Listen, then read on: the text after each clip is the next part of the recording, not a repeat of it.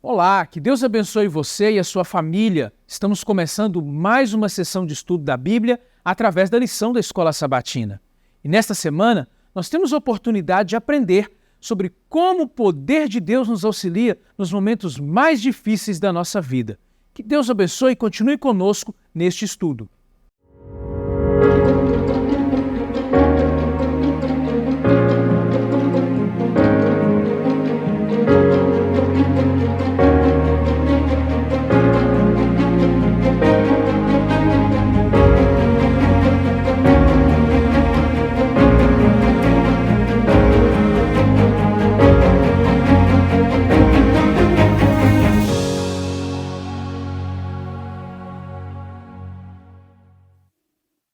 Que alegria podermos estudar a Bíblia com o auxílio da lição da Escola Sabatina, esse guia de estudo preparado pela Igreja Adventista do Sétimo Dia, e que nesse trimestre está abordando um tema muito importante baseado no livro de Efésios.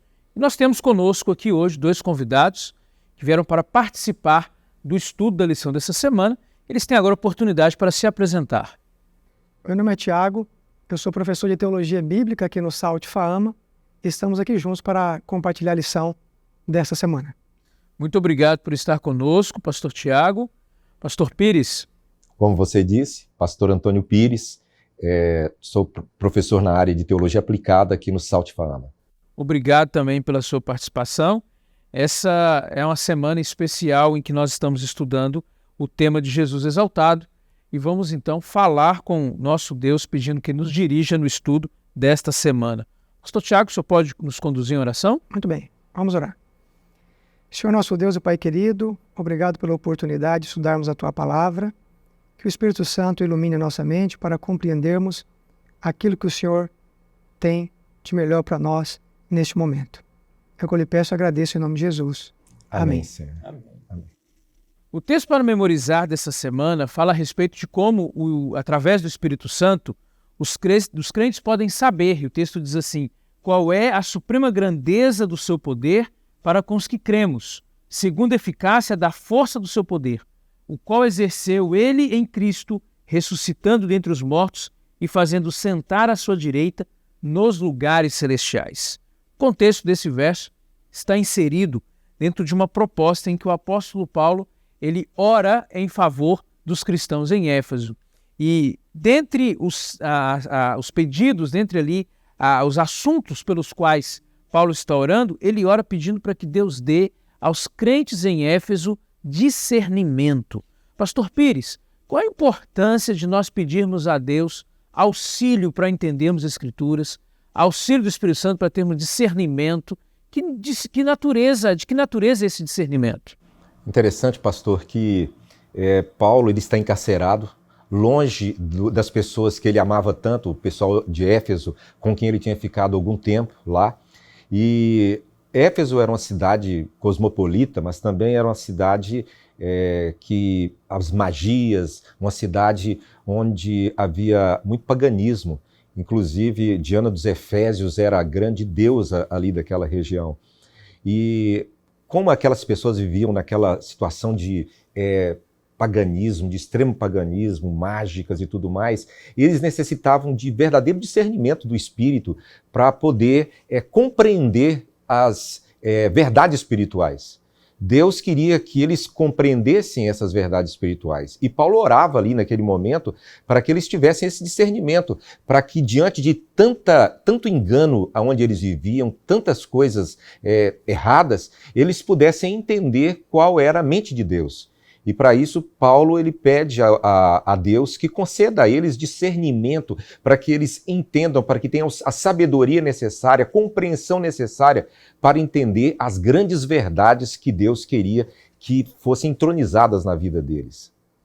Interessante que na semana passada, pastor, nós vimos como que Deus ele se conecta conosco através de Jesus Cristo para nos dar nova oportunidade, para nos dar uma nova vida, né? Através do plano da redenção.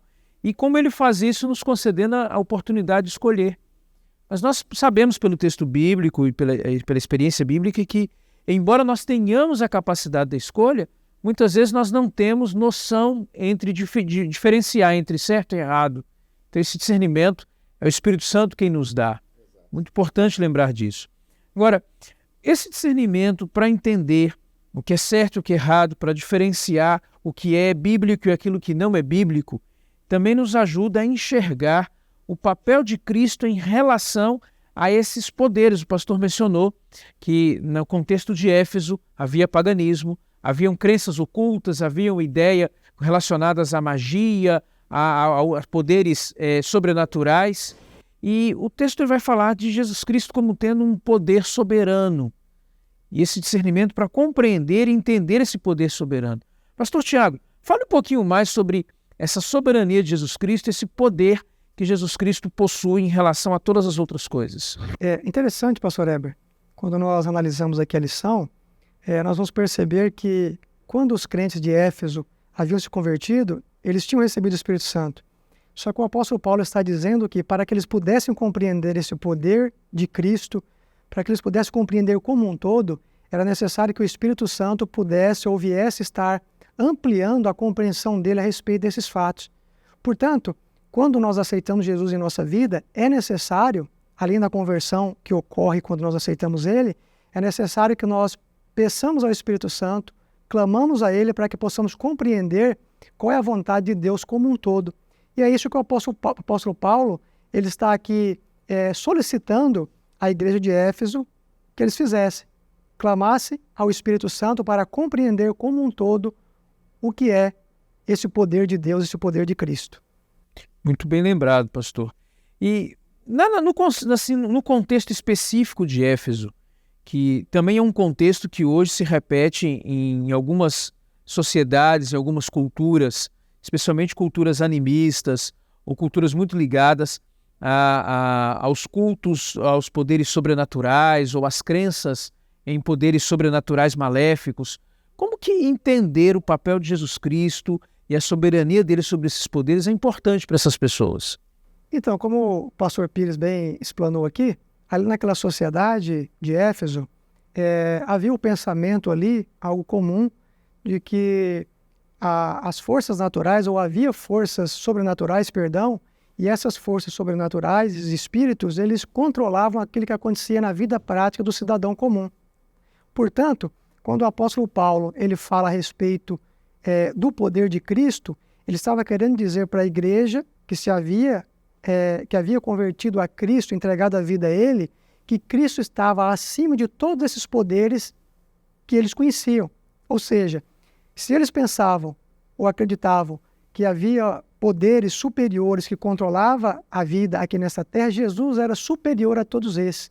Portanto, se eles estavam em Cristo, logo a vida deles deveria ser controlada de certa maneira ou direcionada pelo poder de Cristo, que era acima de todos. Muito bom. Pastor Antônio Pires, o que a experiência da ressurreição de Jesus Cristo nos ajuda a compreender sobre a natureza da soberania dele sobre todos os poderes, inclusive sobre a morte? Talvez seja um dos pontos assim mais profundos dessa lição, porque a ressurreição era uma das mensagens centrais do cristianismo. Jesus Cristo ressuscitou. O nosso Deus é aquele que veio e morreu, mas ressuscitou. E quando eles falavam da ressurreição de Cristo, eles estavam dando o ponto focal da fé. Se Jesus não ressuscitou, é vã a nossa fé. As pessoas que morreram vão continuar na sepultura. Crer na ressurreição era muito importante para aqueles que aceitavam a Cristo naquela época. E, portanto, quando eles falavam da ressurreição, eles falavam sobre um Deus que tinha poder até sobre a morte. A morte não podia ir além do que Deus pudesse controlar. Deus, ele falou e a morte, ela deixou de existir. Quando Lázaro estava morto, Jesus disse: eu sou a ressurreição e a vida, quem crê em mim, ainda que morra, viverá. Esta era a mensagem que as pessoas precisavam de ouvir.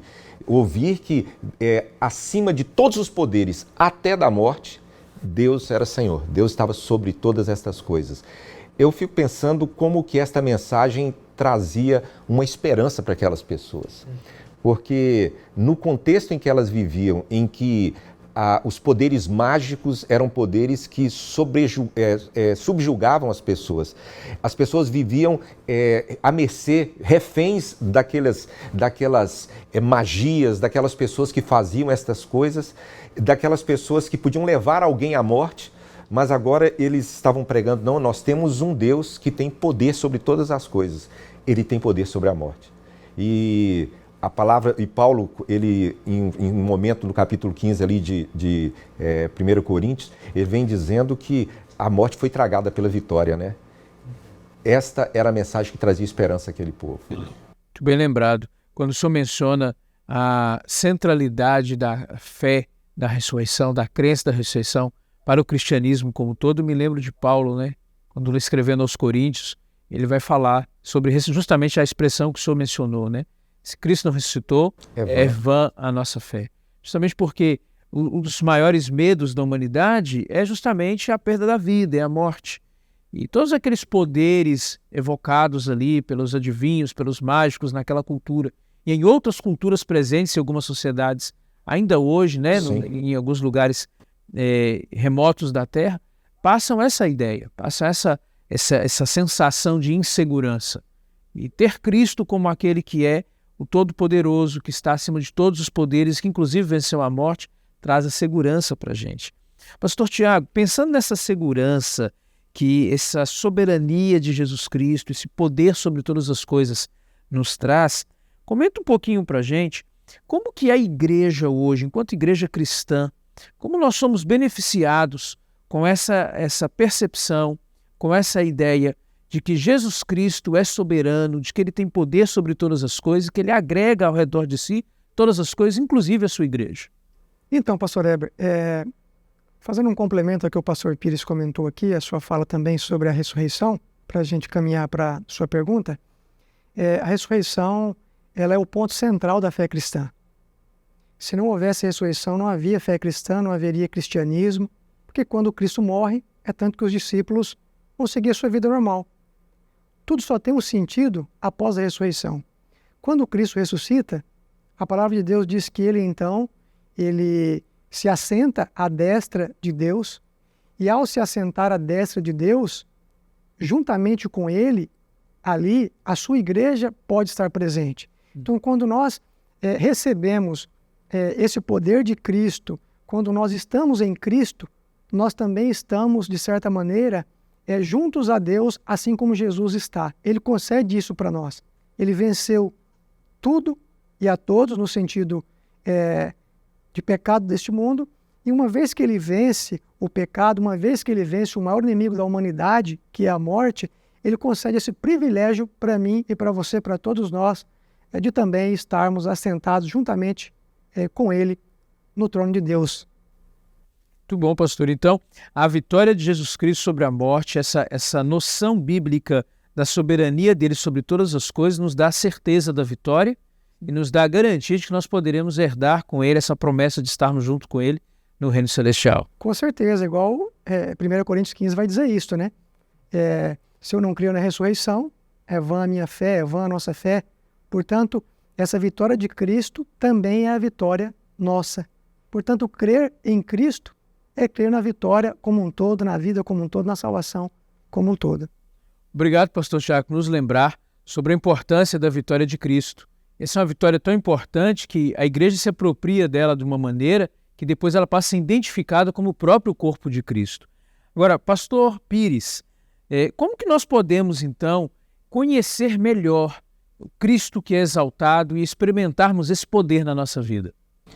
Interessante, pastor, que quando a gente olha a oração que Paulo faz pela igreja, Paulo está buscando ali naquele momento, ele não usa assim estratégias, mecanismos para abordar isso.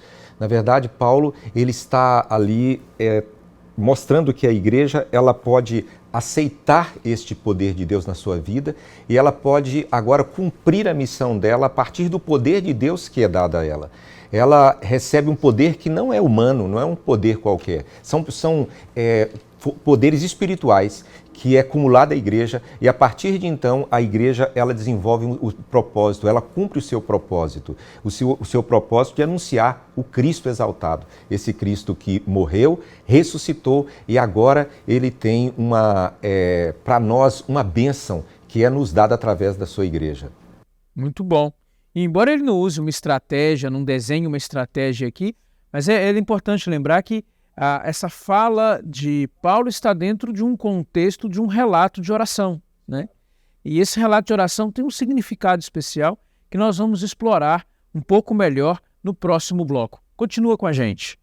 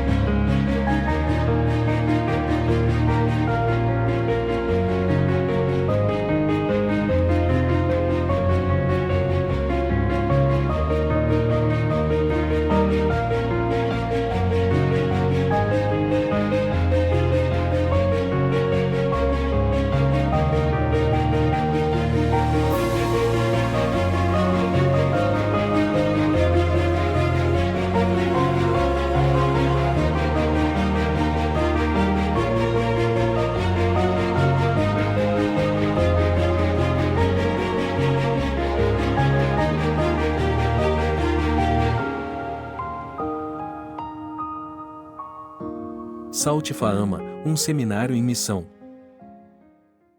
Estamos de volta para darmos continuidade a este estudo e no bloco anterior nós falávamos sobre a importância desse texto de Paulo estar conectado com um relato da oração. E pensando na oração, pastor Tiago, como que nós podemos pensar na oração não apenas como um mecanismo de pedidos, de súplicas, mas também de gratidão, de louvor? Fala um pouquinho para a gente sobre isso. Interessante, pastor Heber, sua colocação, que a lição ela fala justamente sobre isto. O apóstolo Paulo ele estava aqui feliz, contente, alegre, porque ele havia recebido uma notícia de que a igreja que estava em Éfeso, ela estava crescendo em Cristo. E por esse motivo ele então estava proferindo ou fazendo uma oração em forma de gratidão. Ou seja, as nossas orações, elas não devem ser apenas petições, coisas pessoais que a gente solicita a Deus, mas a oração, ela pode ser e deve ser uma forma de agradecimento. E é isso que Paulo nos ensina nesta lição, uma oração de ação de graças. Muito bem. O autor da lição, do guia que nós estamos utilizando, chega a usar uma expressão quando ele diz assim, olha, a ação de graças é a língua original da oração, né? Então essa ideia de dialogar com Deus, não só para apresentar nossas necessidades, mas também de agradecer por tudo que ele tem feito por nós, parece bem presente aqui. Nesse contexto, pastor, como é que a gente lida com a ideia, muito comum em Paulo também, de orar sem cessar?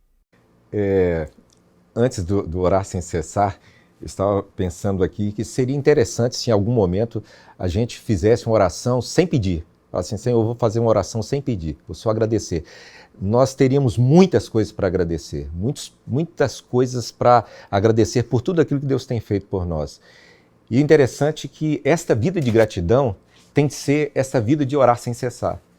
Quando você coloca a sua vida nas mãos de Deus e vive na presença de Deus, a sua vida ela torna-se uma vida de constante oração. Não é necessariamente você estar de joelhos ali 24 horas orando. Não, é você viver todos os dias na presença de Deus. E quando você se coloca na presença do Senhor e vive na presença do Senhor, a sua vida passa a ser uma vida cheia da presença dEle. E se a sua vida é cheia da presença dEle, então a sua vida é cheia de comunhão com Ele, cheia de contato com Ele. E interessante que talvez seria melhor aqui, você deve comungar sem cessar. Porque essa é a vida do cristão, é a vida de inteira comunhão, é a vida em que nós vivemos para agradecer a Deus por todas as bênçãos que Ele nos concede. Significa não viver assim, distanciado de Deus, como diz a lição, mas comprometido com Ele. Comprometido sempre com Ele e sempre aberto à liderança dEle. Esta é uma vida de oração contínua, de orar sem cessar.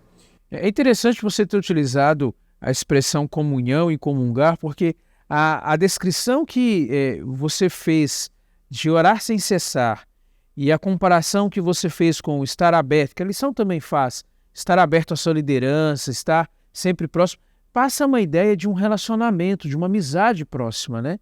Então, a oração não é um momento da vida do cristão, ela é a vida do cristão. Né? É claro que em alguns momentos dessa vida, essa oração se traduz em ajoelhar, se traduz em fechar a porta num ambiente específico, mas ela é o todo da vida do cristão. É isso mesmo, pastor? Exato. Eu creio que quando você está andando pela rua, mesmo uma cidade movimentada, e quando existem os burburinhos de todos os lados, você pode estar nesse lugar e em comunhão com Deus. Na verdade, você pode estar em comunhão com Deus, mesmo um ambiente sem paz, um ambiente de guerra.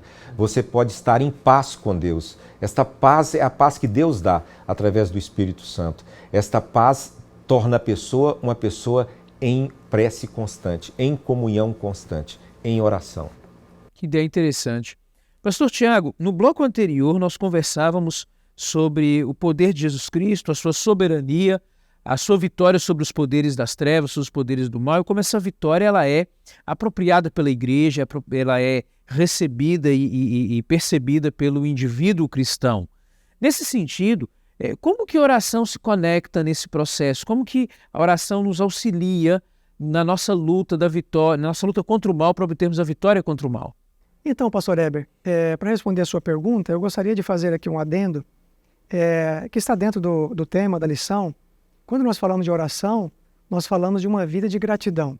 Como a própria lição está falando, uma vida de orar sem cessar é uma vida de gratidão. Ou seja, quando o cristão é constantemente agradecido a Deus pelo que Deus fez por ele, ele vive uma vida de oração constante. Agora, qual a importância da oração para o meu conhecimento ou para a minha apropriação desse poder de Deus em Cristo na minha vida? Como a própria palavra de Deus vai dizer, Efésios vai dizer, como já estudamos, que eu preciso de orar pedindo ao Espírito Santo para que ele ilumine a minha mente, para que, uma vez que eu recebi de Cristo o poder, eu possa compreendê-lo como um todo. Até porque a vida cristã ela é uma caminhada, é um processo. A gente não aprende tudo do dia para a noite. Nós nascemos em Cristo, nos convertemos, e nós vamos conhecer mais a respeito de Cristo no decorrer da vida. E eu preciso ter essa percepção de que constantemente eu devo estar clamando a Deus, orando a Deus, buscando a Deus, estando em comunhão com Ele, para que o Espírito Santo possa fazer com que eu venha a compreender melhor o que Deus quer, o que Deus espera de mim como seu servo, como seu seguidor. Ok, pastor. Agora, pastor, nós podemos afirmar, com base na Escritura, de que a oração também é um mecanismo para enfrentar as tentações? Com certeza. Quando nós vamos para os evangelhos, Jesus constantemente estava orando. Quando tinha alguma dificuldade, ele orava. Aliás, antes de enfrentar alguma situação adversa, algum problema, Jesus orava. E é tanto que ele ensinou isso para os seus discípulos. Agora, como é que eu quero vencer as provações da vida se eu não clamo pelo poder de Deus que está em Cristo, este Cristo que já superou todas as provações em essência do mundo em que nós vivemos? Se eu não clamo por Ele, como é que eu vou vencer essas provações? Então, a oração ela é um refúgio que nós temos, encontramos, para buscar de Cristo o poder para vencer os poderes do mal, assim como Cristo venceu. E isso é concedido a cada um de nós, à sua igreja. Muito bem. Interessante, né? Nós percebemos aqui, nesse bloco e conectado com o bloco anterior, que a oração nos ajuda a buscar o auxílio do Espírito Santo para que nós possamos entender a diferença entre o que é certo e o que é errado. Oração que Paulo faz para os Efésios, em favor dos Efésios, para que eles tenham discernimento. Mas a oração também, ao nos ajudar a entender o que é certo e errado, ela também nos habilita a nos aproximarmos do poder de Cristo e a aplicarmos isso na nossa vida e podermos ser vitoriosos contra o mal. Interessante. Pastor Pires, qual é o elemento, então, que dá esse poder na oração? Quem é a pessoa que está conosco e que nos auxilia nesse processo de perceber, entender e, ao mesmo tempo, obter essa vitória em Cristo com relação às tentações? quando nós oramos? Bem, pastor Heber, esta pergunta é muito interessante dentro desse contexto que estamos estudando, porque a palavra de Deus, ela nos diz que temos o Espírito Santo, que é aquele que nos auxilia nas nossas orações, porque nós não sabemos orar como convém. As nossas orações, elas não têm poder para sair desse teto aqui. E a palavra de Deus diz que o Espírito Santo, ele intercede por nós com gemidos inexprimíveis. Por isso, nós, quando olhamos a palavra, nós vemos que Jesus Cristo, ele intercede por nós. Ele está à direita do Pai e ele está intercedendo por nós. Mas a palavra de Deus, ele fala também de um outro intercessor, e é o Espírito Santo. E esse Espírito Santo intercede em nós, na nossa vida. E o Espírito Santo é que ele em nós, ele leva a nossa oração para que essa oração chegue ao trono do Pai. Isso é muito interessante porque nós podemos contar com essa bênção espiritual. Como a lição de Efésios, o apóstolo Paulo está falando aqui sobre as bênçãos espirituais que Deus nos dá, nós não poderíamos ter uma resposta às nossas orações porque nós não estaríamos prontos para orar. Nós não estaríamos prontos para nada se nós não tivéssemos o Espírito Santo intercedendo em nós, convencendo-nos do pecado, da justiça e do juízo, nos dando a certeza de que Deus pode nos ouvir a oração. Por isso, aqui nós, quando olhamos essa questão da oração em conexão com o Espírito Santo, nós podemos ver que essa é uma das grandes bênçãos que o Pai concede à sua igreja. Que coisa maravilhosa saber, né? Não apenas nós temos a certeza da vitória de Jesus Cristo, podemos apropriar dessa vitória, mas que ao retornar ao céu, ser exaltado no trono de Deus, ele deixa conosco uma pessoa divina, que é o Espírito Santo, que nos auxilia, nos traduz as nossas falas, os nossos anseios, as nossas orações e nos acompanha. Que coisa maravilhosa. Pastor Tiago, que últimas palavras dessa lição, nós já estamos caminhando para o final desse estudo, você deixaria para as pessoas que estão nos assistindo, aí como um conselho ou como uma sugestão com base naquilo que nós temos estudado para a vida prática, para o dia a dia? Pastor Heber, é interessante que nós falamos aqui de oração, poder, Espírito Santo, e nós não podemos nos esquecer de que o mesmo Espírito Santo que inspirou os escritores bíblicos para escrever as Escrituras, a palavra de Deus que nós temos em mãos, que agora nós estamos aqui estudando, é o mesmo também que ilumina a nossa mente para compreender essa verdade que um dia estava, de certa forma, oculta a nós. Esse mesmo Espírito Santo é o que nós devemos clamar para que possamos compreender essa palavra revelada. E é este mesmo Espírito Santo também, ou a Ele, que nós devemos clamar para que possamos compreender o que o Senhor espera de nós enquanto seguidores de Jesus Cristo. Sem o Espírito Santo, nós não vamos viver uma vida cristã, se assim eu posso dizer, conforme aquilo que o Senhor espera de nós. Então eu diria para você que está nos assistindo, para você que está acompanhando a recapitulação dessa lição, que o Espírito Santo é fundamental na vida minha e sua como seguidores do Senhor Jesus Cristo. Obrigado, pastor.